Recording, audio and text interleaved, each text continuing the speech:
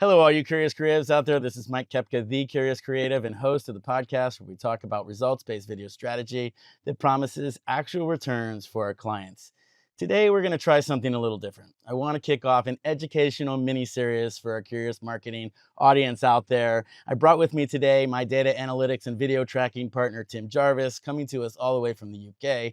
Together, we wanted to do sort of a 101 on strategy for those of you out there who know you should be doing video with a proven strategy that promises ROI, but for some reason or another, haven't found the right agency or partner to work with, or maybe you've tried video but never saw results because there was no plan to use it to your advantage after it was delivered to you. Tim, it's so great to have you on the show today. How are you doing? I'm good, Mikey. It's good to be here. Excited to be on the Curious Creative podcast. You're listening to The Curious Creative with your host and video expert, Mike Kepka. All right, Tim, let's jump right into this. I want to talk about some of the pain points for the marketing directors out there. We're specifically talking to the audience that knows they should be using video, right? But for some reason, they think it's too expensive. They haven't gotten the results. They spend a lot of money on video, but 3, 4, 6 months later, it sits there and is not doing any work for them. Can you tell me a little bit about what do we need? What are the pain points here if you're a marketing professional, right? Yeah, of course. Yeah. I think deep down we all know that we need video. I mean, there's a reason that all the social media channels have put video at the center of their platform. It's because it's the most powerful form of marketing communications. But you've kind of touched upon it, right? It's expensive. It is probably also one of the most expensive forms of marketing communications. Powerful, but expensive. And that creates a little bit of trepidation, a little bit of risk for people who kind of know that they need video, but aren't entirely sure as to what content to create. I think video has developed a lot in the last 5 years. Like when we think about video online, it's no longer just that 30-second spot. It's no longer just that 3-minute brand film. There's all these different pieces of content, all these different places in which you can place it, all these different types of video, and to the typical marketer, that can actually be quite overwhelming. So being able to understand, what content to create, where to place it, and ultimately how to get the return out of your investment into video is the most important thing. Right. I mean, I've been running my company for about 10 years now, and you and I have partnered for I think about 2 at this point. And I have done a really good job with my clients creating high-end quality content. But the brilliance of what we're doing now is we're actually dictating what kind of content we're making and what's the point of that content, right? Tell me a little bit about the strategy behind it, right? We call it ACDC. It's a buyer's journal. It's a funnel. But basically, we're coming to the client now and we're saying, what are your goals? You've hired us. We're the video professionals. We have all sorts of ideas about what kind of content we want to create and how that's going to work for us. We put it out there in a very specific way, and it comes back to us with results. And then that's where you come in, where we are creating specific campaigns, promoting, putting ad spend behind them. Tell me a little bit about your part of that process and why that is key to the whole operation. Yeah. So to just speak to the strategy first, I think when brands or organizations, when they think about video, they typically think about what we would call decision stage content. So that's video content that's designed to get people to take action. So it could be, a product video. It could be, a case study. It could be meet the team. It could be a traditional ad. Like, it's all really important content, but it's only ever going to work with someone that has transitioned through the buyer's journey. So we relate our video strategies to the buyer's journey. And this isn't something that I created. It's inbound marketing. The guys who created HubSpot and wrote inbound marketing kind of coined this, and you've got your awareness stage, you've got your consideration stage, you've got your decision stage. So if we look at it from a marketing point of view, awareness stage is where someone becomes pain aware, that they become aware of a pain or a challenge, or even the flip side of that, a goal or an aspiration. Consideration stage is where they become solution aware, and they go through like this educational process where they're getting their questions answered and they're being educated. And then the decision stage is where they've identified they've got a challenge, they've understood the solution that's going to help them fix that challenge, and now they're making a decision as to who's the person, the product, the service, the provider that's going to help them with that. So if we bring that back to like video strategy and how video content works, again, like I said, brands typically they default to decision stage content, videos that are going to get people to take action, going to get them to do something that they need them to do. Like I said, that's important, but it's only ever going to work on someone that is in their decision stage. And typically that's less than 1% of your entire target audience who have kind of got to that stage and they're actually thinking about making that purchase or instructing that person or whatever it might be. So what we do is that we create awareness stage content at the start. So this is it goes against what you typically think of video as. You're not mentioning a brand, you're not mentioning the product, you're literally putting out content that speaks. No hard sell, right? I mean, this is no hard sell. This is like interesting content that gets people engaged right out the door, right? Yeah. And the reason that we do that, so we got videos that we're speaking to pain points. Typically, these are shorter form. We're between 30 to 60 seconds. Typically, it's not always the case. But because these videos are speaking to pain points, challenges, goals, aspirations, interests, causes, if somebody watches any of those videos in a meaningful way, so let's say they get 50% of the way through a 60-second video, well, because they've watched 30 seconds of that, something's engaged them. So something in that video has stopped them doing what they're doing, stopped them scrolling through social, stopped them searching YouTube or whatever it might be, and they've engaged meaningfully, and that's what we're looking for.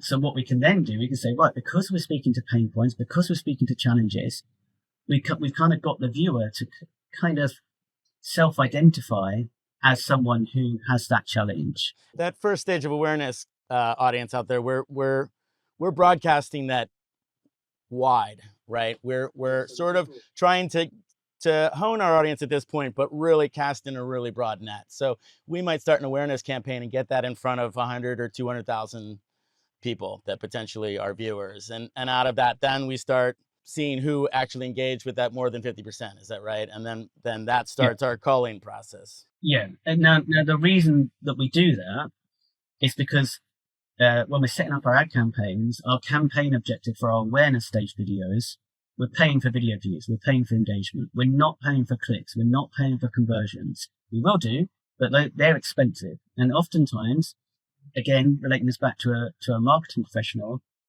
they create a beautiful video, and then they set up their campaign, and then they're paying for clicks, they're paying for conversions to a broad audience. It's not retargeting. So what they're doing is they're spending a lot of money on people that they're not entirely sure are right, or it might just not even resonate with that person because they haven't gone through that process. So the science behind it is that we're paying less than 0.5% for a meaningful video view in the awareness stage, which allows us to cast the net wide and just look for that engagement. And then what we do when somebody watches that video to over 50%, we have our retargeting campaigns, we move them into the consideration stage, and we start to serve them our consideration stage content, where we're answering the questions that we know that they have at that stage. We're educating them. We're introducing the thing that's going to help them fix their challenge or achieve their goal.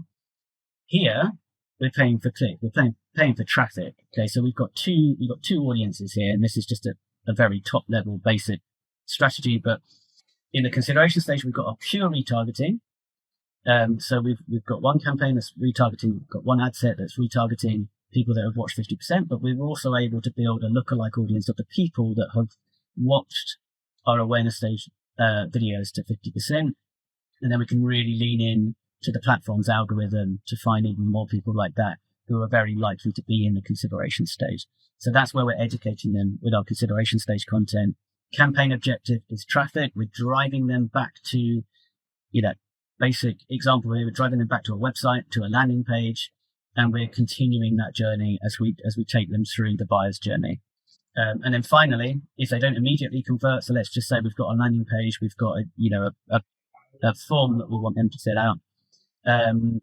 Then if they don't immediately convert, we then move them into the decision stage, which is where we serve our content that's designed to get them to take action, and we pay for conversions. And again, we optimize that campaign for that. The decision stage stuff, guys, that's the more expensive stuff, but we're I want to emphasize that we're not blowing the budget on nothing at this point. At this point, we've actually honed our audience down into people that we're pretty sure have a pretty good chance of converting. So, and then tell us the importance of that landing page, right? Because that's the place where we actually start counting those conversions, right? There's a call to action. And we're really looking at how we have this objective to get people to engage with the videos, but that once they get to the place they're going, we have a VSL, we have a call to action, and we're very specific about making sure that they do not go anywhere else. We at this point have their attention and want to keep their attention, right? So that they can call your marketing team or the people working on your sales side to actually bring those leads in, right? We're not the marketing, we're not answering the phones for you, but we're bringing in leads, which I think is a super valuable part of this equation. Yeah, and that's the power of video, right? So the landing page is obviously a very, very important part of this whole thing. By definition, if somebody's on your landing page, they are by definition at least in the consideration stage. They're not in the awareness because, they've either clicked on a link, they've either watched a video, they've either been sent your website address. So they're aware of you, they're aware of a challenge that they have. So the purpose of our landing page is to educate them enough to the point of getting them to take that action. So that's where that nice big strong call to action is. Tell me about the backside. That's kind of probably hard to explain to people who have never seen it, but what kind of things can we learn from people once we start tracking who actually converted, where they came from, how long they spent, and how does that help us optimize? So once the campaign is live, then we're tweaking to make sure that we can sort of ensure that more people come, grow our audience in a more refined way, right? Yeah, and this is the thing that people miss with video. I think it's very, very easy to get caught up on what I would call vanity metrics. So things like view count or average watch time and engagement rates and stuff like that. That is important. There's a lot of data there that is very, very important. But what we really want to be doing, because our campaigns are typically multi-video, so we have lots of pieces of content, there's a whole heap of data, there's a whole heap of insight that we can extract from that if we're looking at the right thing. So on the website, for example, we want to understand, okay, well, which videos are sending the most traffic, and most importantly, which videos are having the biggest impact on sending the traffic that converts. Because if we have that data, we can then study those videos, we can uncover trends, we can uncover information, and that's going to help optimize our video strategy moving forward. So a lot of the time, like the first 3 months of a campaign is really just about collecting a whole heap of data.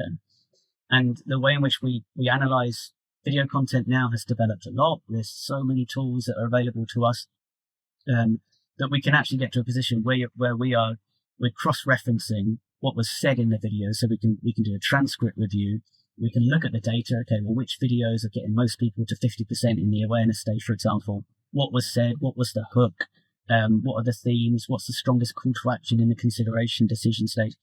And then all of that information, we can start to develop and understand what's working, what isn't working, and we can go big on what's working, and then we can shut down what isn't working. And that helps dictate our video strategy moving forward, ensuring that every single month, that video strategy, that campaign is getting stronger and stronger and stronger. And that's where you get to a really nice optimized state where you are getting what people need from their investment into video. The restructuring of my business has been amazing. What I've been able to do is go back to clients that I already have a relationship with and say, we did some really great stuff. We trust each other. Let me show you what we can do now. And we sort of look at what their new goals are and actually talk about how to create content that's going to meet those goals. And then using Tim's work at the back end is just win-win-win for everybody.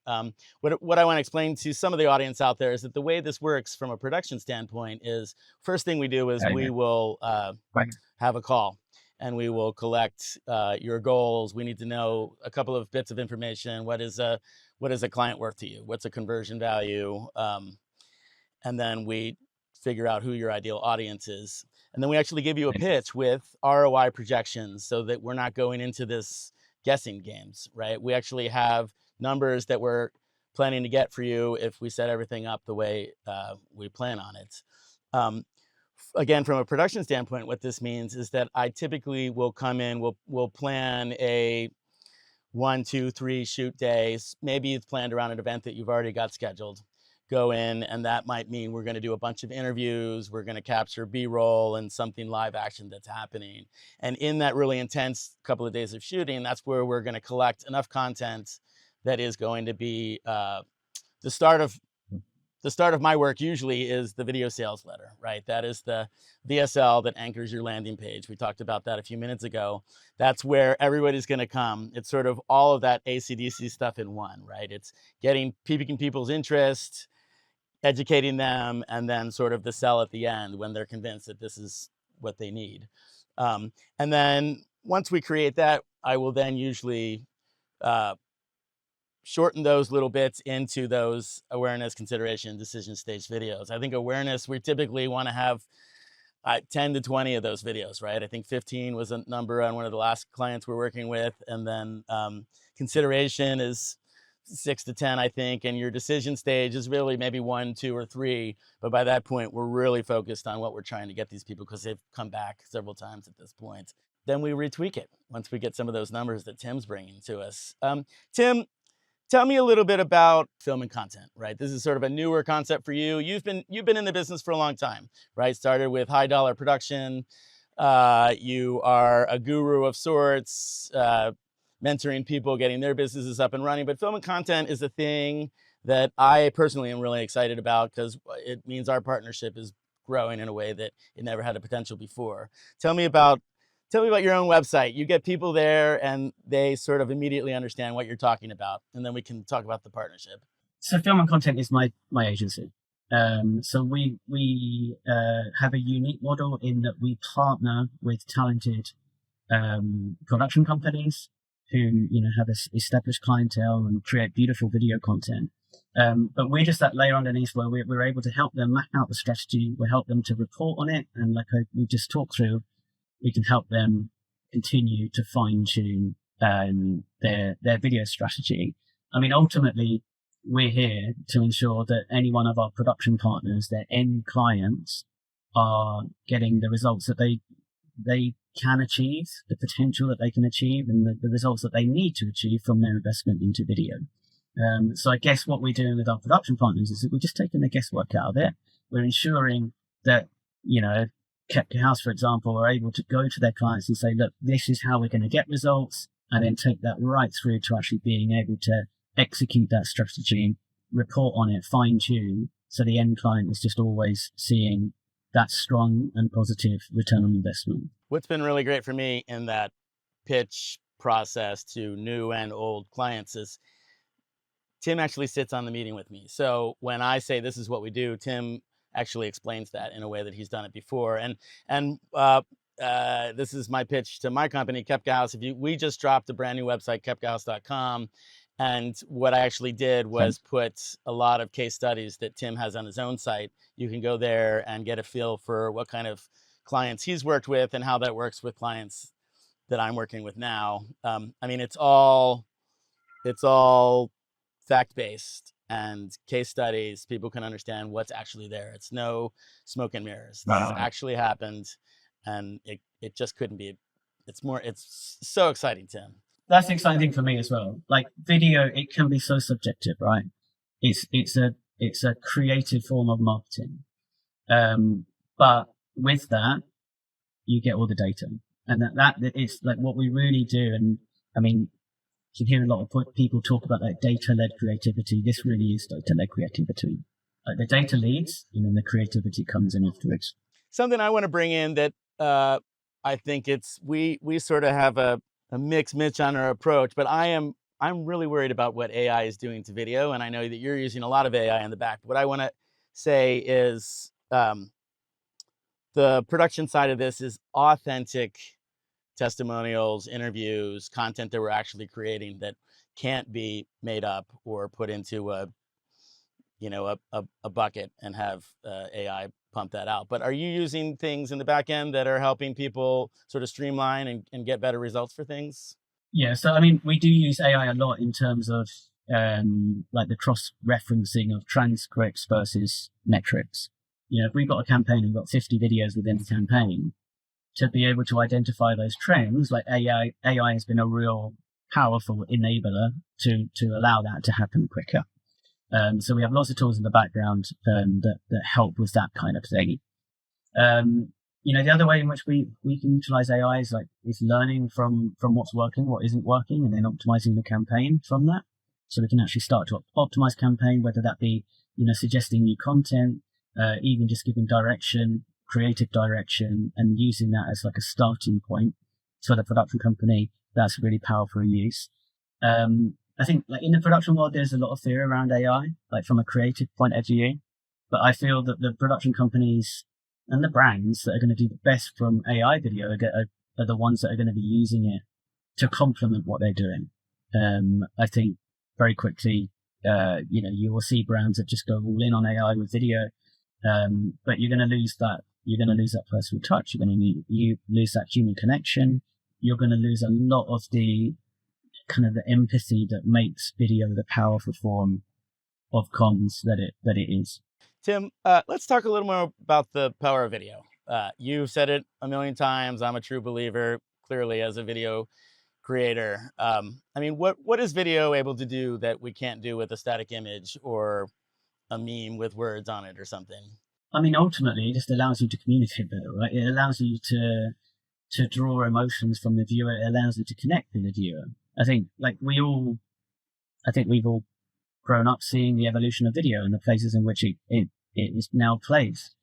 When I, way back in 2010, when I started up,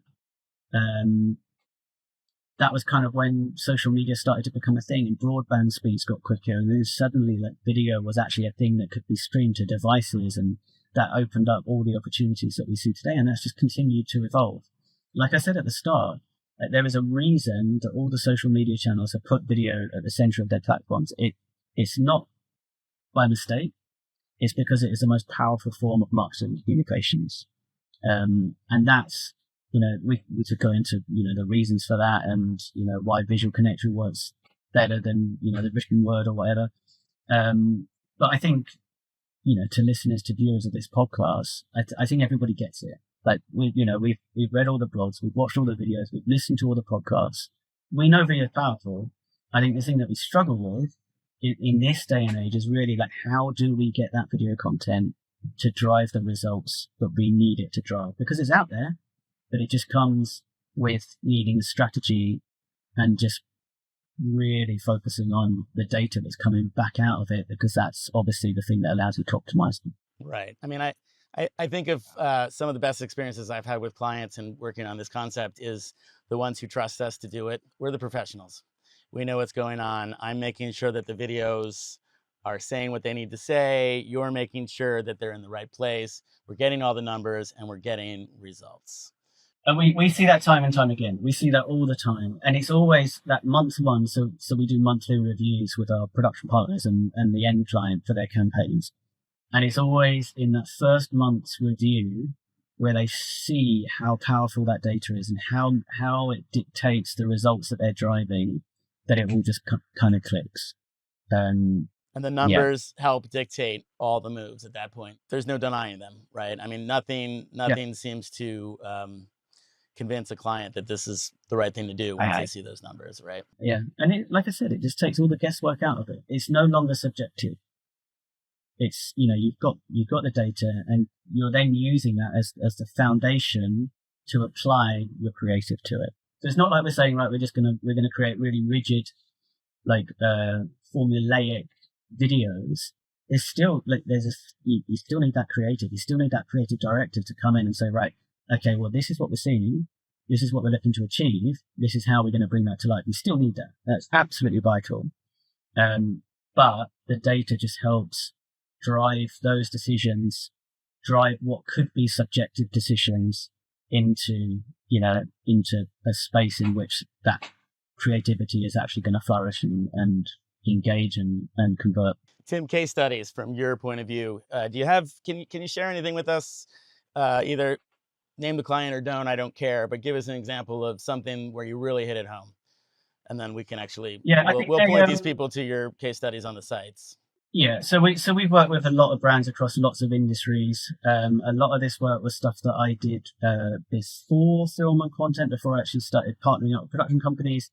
And then obviously over the last 2 years has been more kind of coming into the mix. I think the one that helps me explain it best is one that we delivered for a non-profit over here in the UK. So it's a charity called St. John Ambulance, and their mission is really just to help educate people as to first aid and to, you know, what to do in certain situations. So talking through the strategy there, so we had like 60, 70 videos in our awareness stage campaign. And these were all like what to do in this situation, how to do this, how to give CPR, how to treat a burn, how to do all of these things. And the strategy was that when something happened in the media that got a lot of attention, St. John Ambulance would be armed with these videos that they could distribute. And they built kind of media relationships with a lot of kind of like the UK's broadcast channels and TV networks and things to distribute, you know, what to do in those situations when there's a lot of public attention on these things. So there was an instance, actually quite a sad story, or a very sad story, but there was a young kid who choked on a grape in a Pizza Hut over here, and it got a lot of media attention. And you know, all the TV networks were reporting on it.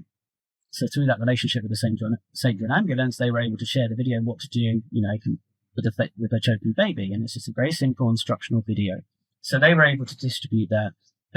This is where we talk about the power of video. That video overnight got 21 million views organically. Like, it was just pushed out there. But bringing this back into a strategy. So obviously St. John Ambulance, they're achieving one of their core missions to educate, you know, parents and caregivers of young children, right? But then what they were able to do is that anyone that engaged with those videos, the 21 million people, literally overnight, they were then able to educate them as to what they do as a charity, so that they were able to, you know, talk them through and retarget them with videos that, you know, show the good work that St. John Ambulance do. And ultimately, they had their decision stage content, which was more donation led, because they need funds to survive. They need funds to achieve their core mission. So the decision stage videos were then served to people who showed an interest into what they were doing, and, you know, and there was a cause that related to them. So that then was one of their most successful campaigns. They made tens of millions of pounds in terms of donations, whilst being able to educate a huge audience. How did that conversation come about? So you had this video that went viral, and then did you say, my God, we got to do something more with this? Or, well, no, because everything was set up in the first place. So the ad budget went up because there was a lot more people to reach, but everything was set up. So you've got, you know, you had your videos, and anyone that engaged with those videos would be retargeted and it would take them through that process. But obviously when you get 21 million views in an organic video, that's where you can really ramp up the ad budget you need to reach all of those people. But I think the most powerful thing was that they saw the return. They were able to make that decision to say, right, okay, yes, this is, I don't like to say opportunity because it's, you know, it's a pretty somber situation, but this is an opportunity for us to raise those funds that we need to continue doing what we're doing. And this is what I mean when I talk about the power of video. So if you think of it from a for-profit perspective, like, so if you're a marketing director for a brand, the awareness stage, there's a whole heap of brand awareness. So you're ticking that box. So you're getting your name out there, you're getting your content out there. Like, naturally, you get traffic off that. Even though it's video views, you're getting traffic, you're getting people visiting your social channels. So that's really powerful. And then also you've got the other end of the mechanism, which is the stuff that's designed to convert people. So, you know, you're actually driving new sales or the kind of sales qualified leads or whatever it might be, whatever the campaign might be. But like, you're really leveraging, you're getting all the juice out of your investment into video because of the way in which these campaigns are structured and the way in which video strategies need to be structured in 2026. Without dating this episode. Tim, you mentioned, so this was a nonprofit that you worked with.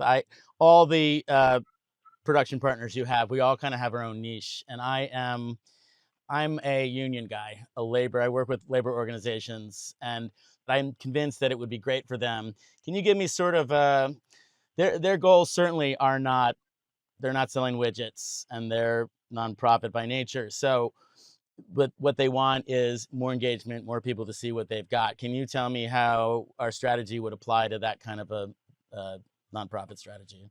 Yeah, I mean, you just go big on the awareness stage. And again, tapping into the power of video, you're letting the ad platform promote that video content to a big audience, a big broad audience, and you're doing it at a fraction of the cost. So you go big on the awareness stage. I'm sure they still do need people to take some kind of action. Like there's still going to be a reason that they want people to engage with that video content. And that's obviously, that's going to be different for every type of client, every type of brand, every type of organization. I think the way in which we get to that is that we always ask one simple question. They say, look, if we were sat down 6 months' time looking back at this project, what would have to have happened for you to view this as a success? And the answer to that question is ultimately, their key goal for that campaign. And then what we're able to do is build this kind of work backwards from that goal to map out the strategy. And that also dictates all the things that we're going to be tracking throughout that strategy being set up. One of my clients said, and I'm not going to mention the name right now, but they have a really big audience on their Meta accounts, right? You and I talked about this, I think, a couple of months ago. 70,000 people. And when they post a video, they're getting just a small fraction of people looking at that stuff. What kind of results could we get with that audience that they already have built, right? Knowing that their goal is to get people to know more about what it is that they're trying to get out there. Yeah. So by default, those people will be in the consideration stage. So you don't need to find those people. They've already got them. They've already got them following them. So what you'd look at is, okay, well, what does our consideration stage content need to do? What are we needing to educate these people on? What questions are we looking to answer? What common objections are we needing to overcome? And that would be your consideration stage strategy. So then it's as simple as creating those videos, serving it to that audience. You can dictate who you target with those audience. You won't organically reach your whole audience on these channels. You do need to put some ad spend behind it to ensure that you do reach them all. And then it's the same thing, right? Once they've engaged with that content, they've been educated, then we've got our decision stage content coming in, retargeting them, encouraging them to take the action that we need them to take. Well, I just gave 70,000 as a sample of people that they have on Meta, but they have 200, 400,000 members. How do we reach those folks using video? This is where we look at the distribution strategy. So as much as we've talked about social, that's not the only place in which video is distributed. There's all other platforms, out of home. There's, just email lists. If they've got people on their email list, having a video in that email, I can't reel the stat off now, but there's so many stats around what video does for the engagement of emails and click-through rates within emails. And just having that little thumbnail and that play button there.